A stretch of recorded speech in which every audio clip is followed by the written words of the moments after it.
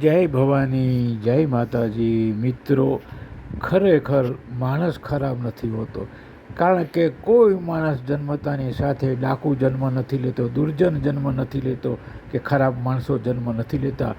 સંજોગો અને સમયની થપાટે એ માણસો ઘડાતા હોય છે. એ પ્રમાણે પણ કોઈ એવો ઘડાઈને ક્રૂર કે થઈ ગયો હોય, આડા રસ્તે ખરાબ થઈ ગયો હોય, તો મિત્રો નારાયણ બાપુનું ભજન યાદ કરજો.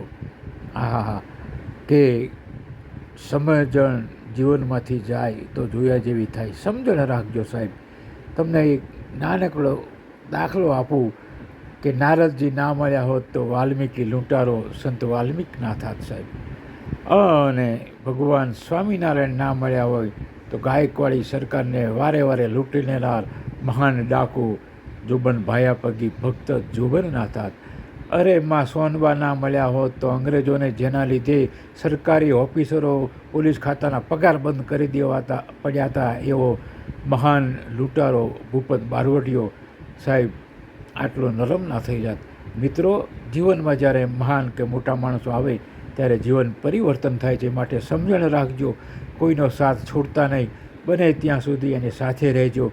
કદાચ તમે એના માટે નારદજી બન્યા હોય, કદાચ તમે એના માટે માં સોનબાઈ બન્યા હોય, કદાચ તમે એના માટે એના ભગવાન બન્યા હોય, આવું બની શકે.